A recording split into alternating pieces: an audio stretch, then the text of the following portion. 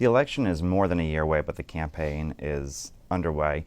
Democrats on the Hill and running for president are talking about impeachment.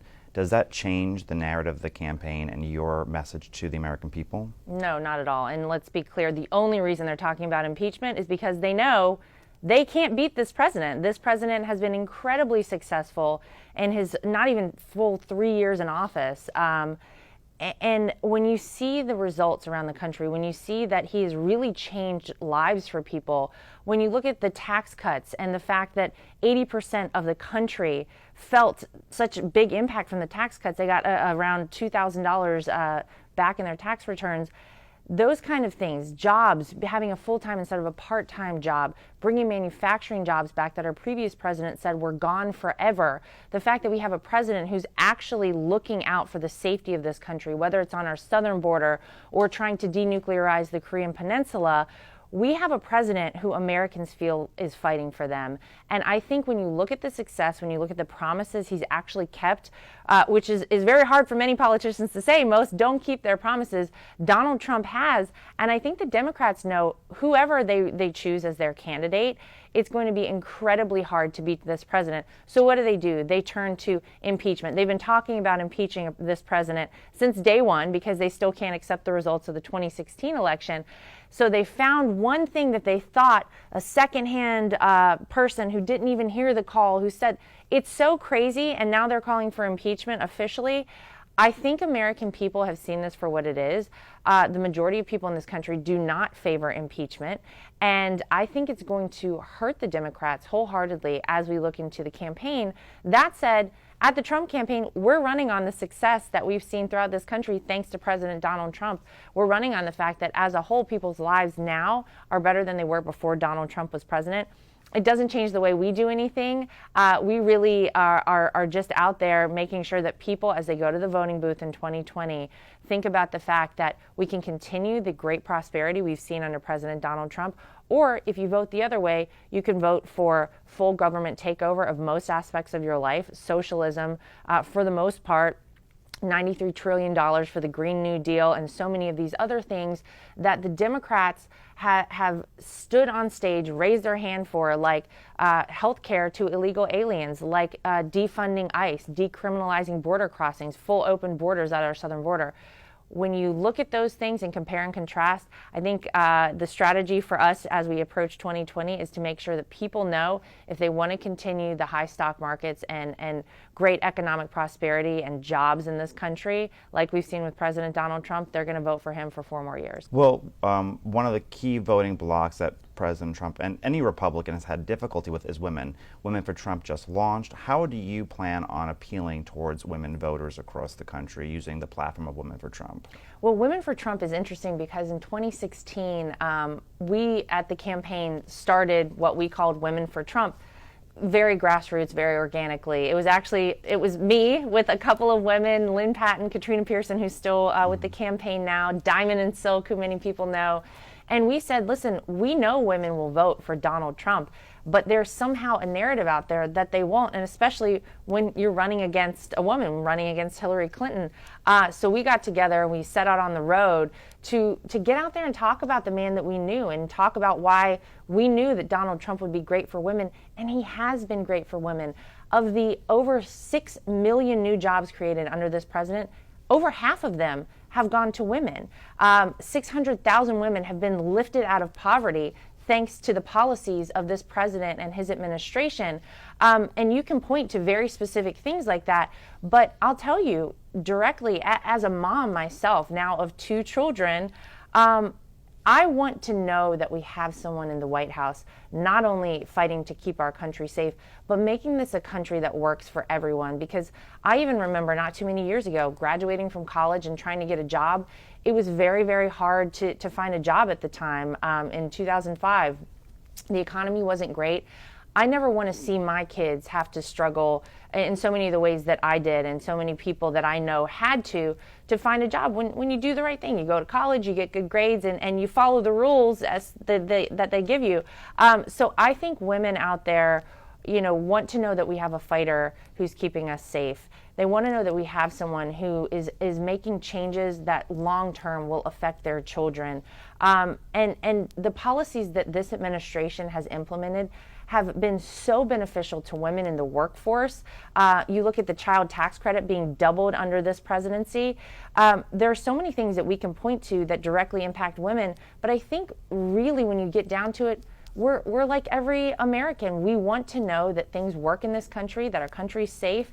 And, our job as women for Trump really is to just get out there and talk to women and remind them about the policies of this president, how it's been great for them, how it's been great for their families.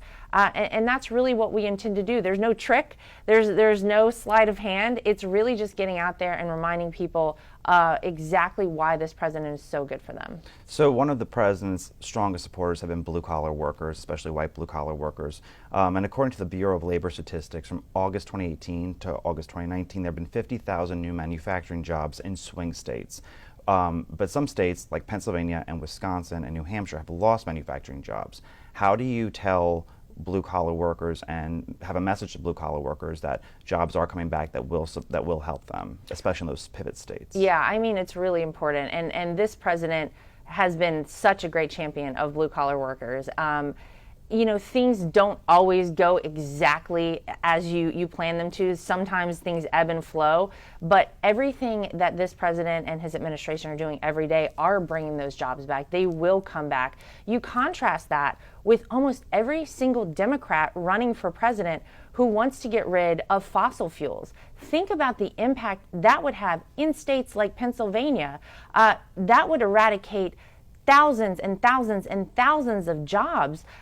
So we have a president who is big on oil and gas, fossil fuels, wants to keep coal thriving in this country. And you contrast that with what you might vote for on the other side, which pretty much every candidate has said we're going to eliminate fossil fuels. Talk about getting rid of a lot of jobs. That would kill, so many jobs in this country. So I think, the message really is, that this president is bringing back the manufacturing jobs. He's doing it every single day. Has it been exactly perfect everywhere? No, but they will come back. They'll continue to come back because his policies are allowing them to come back into this country. And you're either voting for that and continuing in that direction, or again, you're voting for the Democrats who want to get rid of so many more jobs in addition to those that the Obama administration lost. Hourly earnings have increased by 3% every month from August 2018 to August 2019. It's the first time in a decade that has happened. Many people credit President Trump's Hire American, Buy American policy for creating a tight labor market to promote wage growth. Do you, and how do you keep that momentum going? I 100% credit the president's policies with this great increase. You have to roll back the regulations on companies, whether it's small businesses, whether it's big companies, and you see that this president has allowed American companies to thrive. You see that he has been such a champion of American companies, and whenever you take the restraints off of companies and allow them to do what they do best, they have more money to pay their employees. Wages rise. Whenever you contrast that with the hourly wage minimum that so many of the Democrats champion, to give people a number that they have to meet, it's very challenging for some companies to do that. Whereas organically, you've seen under this administration, when you take the restraints off, organically those wages start to rise. People are spending more money as a result of it across our economy. That is one of the reasons this economy is booming. We've seen, stock market hitting over 100 record highs now. So I absolutely credit this president and his administration with this. After all, Donald Trump was a businessman for so long. Of anyone, he knows how to get the economy moving, and you see it evidenced in things like this. So one of the issues that President Trump supporters, especially those who voted for Obama in 2012 and then voted for President Trump in 2016, one of the issues they care most about is immigration. It is the number one issue for independents and for Republicans. And the president has promised many things in 2016, like repealing of DACA, a biometric entry-exit system, merit-based immigration, the end of birthright citizenship for illegal aliens. That never happened. How do you speak to voters who are concerned about immigration and feel like they haven't had their promises met and ask them for 4 more years? Well, what I would tell voters is you might want to get out there and vote for Republicans in the House, because until we have a Congress that is going to pass legislation that will implement all those things that you just said, the president can sign an executive order, but that doesn't last forever. The next president that comes in could repeal that immediately. We want something that is going to stick. We want something that is going to work long term for this country. We know that what has been happening does not work. We have a very, very scary problem at our southern border, and we finally have a president who has addressed it, recognizes it, and wants to do something about it. Whereas he could have kicked the can down the road like every other administration has done for decades, knowing that this is a problem, knowing it hurts American workers, knowing, it's dangerous to our country when you don't know who's coming in, when you don't know what they're bringing in, when you see the child trafficking, the human trafficking that happens. A third of women that are making that journey north are sexually assaulted. It's awful stuff, and we want to make sure we know who's coming into this country. They're coming in the right way. I would say you got to get out and you've got to make sure that the congressional candidates that we're sending to Washington, D.C. are on board with that agenda. Because otherwise, we see what's happened so far. We see that no matter how great something is that this president proposes for this country, the Democrats are going to oppose it wholeheartedly because this president wants it done. So we need to make sure that we have a system that is working for everyone in Washington, D.C. We know that the president wants to move on this. He's said it since his initial launch of his campaign in 2015. But sadly, the Democrats have used it as a political tool and a ploy in many ways. So we need to get people in there that are serious about making change, that love this country, that want to protect this country, want to protect American citizens and American workers. So I would encourage people to make sure when you're voting in 2020, not only are you voting for Donald Trump, but you're voting for Republicans who share the vision for making sure we have an immigration system that works for this country. Many of his supporters are really worried about big tech and big tech's suppression of their voices on Twitter and on Facebook and Google changing algorithms. Is that a concern of the campaign, and that many of his biggest supporters and advocates will be silenced on social media where a lot of information is shared? It's a huge concern. It should be a concern to every American out there.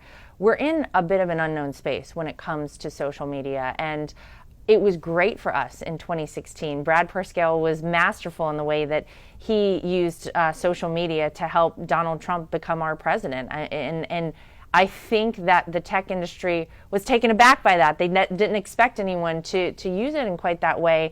Now they're paying attention, and now they are silencing many, many conservatives out there, including my brother-in-law, Don. I hear all the time about the crazy way that they suppress things on his Twitter account, Instagram. The president just met with Mark Zuckerberg recently. He's paying very close attention to this. He's met with the big tech companies, and he's been very clear. You can't do that. That's not what this country is about. And while we don't have, this is again is a new space and we've never been here before, I think everyone realizes how dangerous it could be if you start silencing people, whatever their political leanings or whatever it is that they want to say out there, simply because you don't agree with it. So the president's paying attention. We're paying attention at the campaign. Don't worry, Brad's in charge of the campaign as our campaign manager now. So he certainly understands this way better than I do. And we are working at the campaign to make sure that our messaging gets out, regardless of what Facebook, Twitter, Instagram, anyone does. But it certainly is something that should be concerning to all Americans out there for sure. Well, Lara, thank you for speaking to One America News. Thank you.